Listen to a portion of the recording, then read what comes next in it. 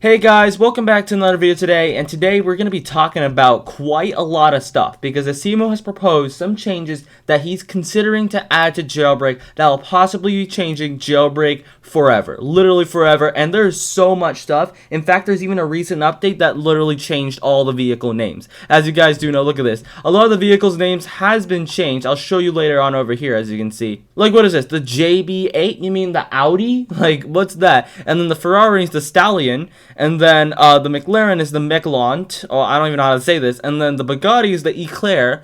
And then the old Bugatti is the Brulé. And then, a lot of stuff has been changed, possibly because of copyright. But, there's been some changes that have actually been happening. But before I jump into all of that, please make sure to leave a like and subscribe because I did a lot of research for this and it'll be really helping me out a lot. Anyway, let's go ahead and jump right into this.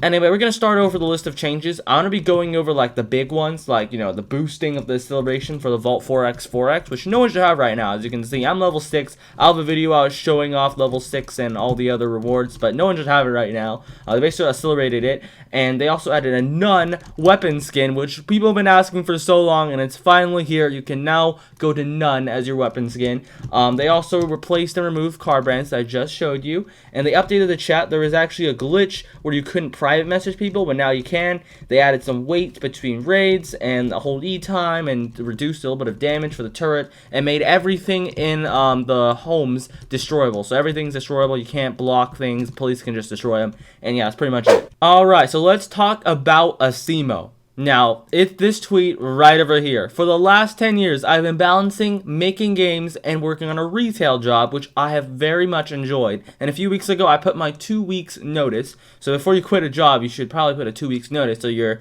boss doesn't freak out. Oh no, what I'm going to do with this not one employee, something like that. But anyway, he's finally quit and will be working full time on games. That means more time into Jailbreak and basically Roblox games, into his game development with Bad CC and stuff like that, and his own projects. And of course, I put parting face emoji because that means more bigger updates for Jailbreak. He means that more projects and Jailbreak, and he's basically saying that there's probably going to be more bigger updates in Jailbreak coming soon because he has more time to work on it, pretty much. Now, this is a really big deal because right away he started asking for feedback. He even started saying about feedback and stuff like that. He wants more community involvement. Now, I know where this is coming from. I would like to explain the entire story, but we're just going to move on so we can actually fit this in one video. But so instantly, he asked for feedback, and I actually gave some feedback. I asked about, like a way for criminals to break into police apartments, because right now, police can break into criminals' apartments, but criminals can't break into police apartments, which makes, police can stay in the apartment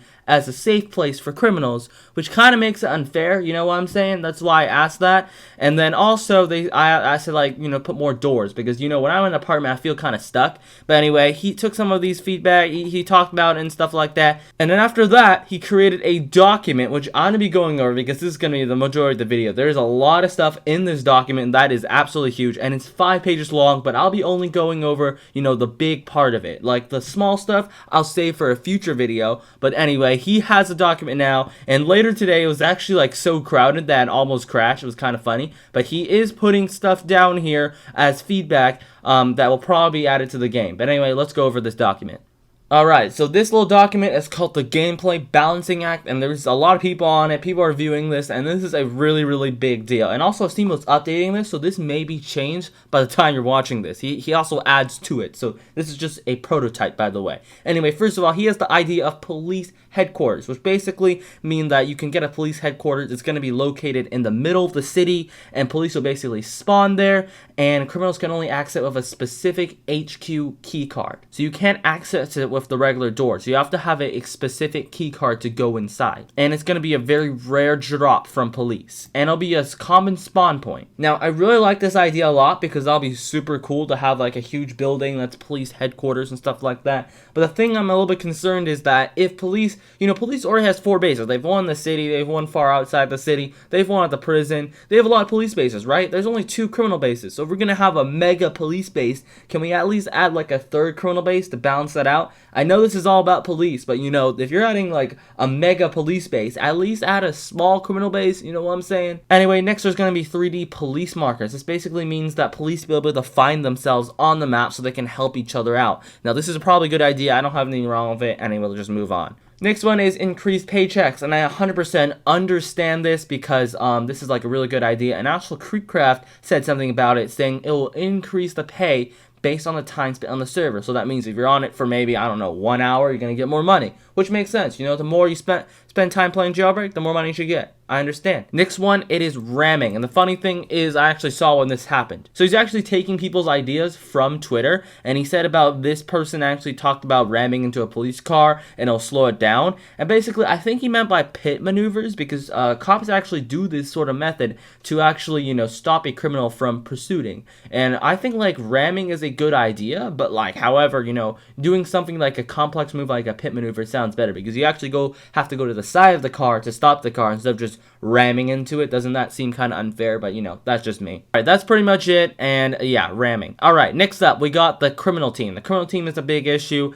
and this one I'm not really that big of a fan of. It's cash balances. Criminals make too much money compared to police, are proposing cutting 10 to 15% from each robbery and giving it toward the police team. This will leave future room for robberies and keep the economy intact. Now they want to do this to promote the police team, and they also want to keep the economy intact, which means, you know, you see like Leah with 1 billion, right? Look how much the robberies made her. So they want to keep it intact, which is why they don't want to get people like 1 billion like that easily. So they want people to use the criminal team and the police team equally. And I really like this idea, but you know, 10 to 15%, I feel that kind of takes away the Jailbreak vibe. But you know, tell me what you guys think. Alright, next up is the weapon balancing. They're basically going to be lowering some of the damage and keeping some of them, and, you know, lowering a little bit, keeping them at it. But the sniper will be basically adjust the closer range damage, so it's a better long range weapon. Aim could increase the longer you have it equipped. I don't know, it's okay, but this is the good stuff, you know, like the Jet and Blackhawk missiles need to be a major nerf, because, you know, you can reload it, and they do a lot of damage. You can kill people in 3 shots. It's, like, really, really OP, but I really like this idea. Hide these powerful weapons, like you hide the jetpack, you know, like the plasma pistol, that's pretty good, and the sniper rifle and the flintlock, yeah, these should not be, like, ready to get, you know, this makes sense. This one I kind of agree with. This is called equipping an empty weapon to a regular weapon, and that makes sense. So you don't have anything, and you can quickly equip it and start shooting. That makes sense. But if you're trying to switch between guns because you're reloading, you have to wait 1 second, which makes sense to me. I get it. Now, here's the controversial part. It's about the overpowered vehicles. They talk about removing the Volt bike or maybe changing it up a little bit. I'll go further in depth because there's a lot of tweets about this, and I want to go over all of it. And this also includes the torpedo as well. I'll make a separate video for all of that. But anyway, they just want to remove or want to revamp it completely. And if they're going to remove it, they will offer a full refund, so don't worry, guys. But they are feeling that they might remove it. And my thoughts on this is like, well, you want to remove the Vault bike. First, they have a game called The Vault. If you guys don't know, you can play it, and it's really iconic. So I don't know why they're trying to remove the Vault, but, you know, it's their game. It's up to them, and if they think that it's too overpowered, I think it's a good idea. Next one is vehicle performance, and this one actually makes sense. Rather than nerfing existing vehicles, police team can, have a police-only vehicle that could catch up with the quick criminals. Now, this makes sense because you don't have to nerf any vehicles, which makes everyone happy, but then you also have a really powerful vehicle, which is the police team. Next one is robberies. This actually makes sense, like preventing ragdoll when you jump through the roof, all this kind of stuff. I think this is, reduced laser speed at the presidential vault. This all makes kind of sense. I really get it. Anyway, I'm going to skip past this because these are just okay changes. I'm fine with them, and I'll go over it later if people are really wanting to. But this one is called gameplay bugs that impact police chases or pursuits and stuff like this. So, something like anti-exploits, the teleports. You might have seen, like, weird teleports. That's been a thing. And yeah, I think it's okay, whatever. Wallbang, they might going to be removing that. They're removing that wallbang. Major glitches. But the thing that's keeping me like, is keep banned players for cheating. They can get unbanned if they pay a certain amount of Robux. But their cash will be reset. And I'm thinking, bro, you're letting cheaters back in the game? Really? You think that's a good idea? Letting someone who ruined somebody's fun pay their way back to get fun? Like, Tell me what you guys think below. I don't think this is a good idea. I think they should stay banned.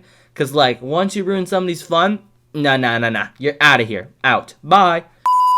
And lastly, this is my favorite part, is they want to adding security cameras. So the role of the prison. When you start off in the game, Asimo wants to make it easy for you to get out, but still make police have like a way to get you with, police can get you. And their idea is to make obvious escapes really obvious, but police will also have a chance to get you. Makes sense. But they're going to also add security cameras. Now, I think this will be a cool roleplay feature, but it could also keep an eye out for the prisoners and stuff like that. So I'm kind of fine with it. Warning lights, stuff like that. I'm so down for security cameras. I want it like a lot. So yeah, I'm down for this idea. And lastly, is the team balancing issue. Is about criminals versus police, and I really like this a lot because a lot of people on my stream want to join me and stuff like that. So the number of criminals for one server could be lowered to 10 to 15%, while increasing the cap for police.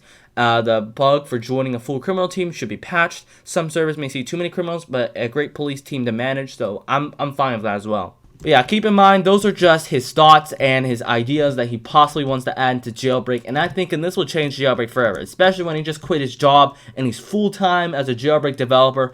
100% for sure, these changes, I think a lot of them will probably end up in Jailbreak, and I think it will happen for the better, because Asimo really is focused on, balancing the game and stuff like that, and I really appreciate it. It's really nice to see him communicate with the players and stuff like that. Anyway, thank you guys for watching this video. Tell me what you guys think down below. I covered most of it in this video, but I'll have more videos out explaining the specifics and all my thoughts and stuff like that, and also some of your thoughts. If you have any comments, I may put them in the video as somebody's feedback and stuff like that, and hopefully maybe Asimo might see it. I don't know, but anyway, thank you guys for watching, and I'll catch you guys next time.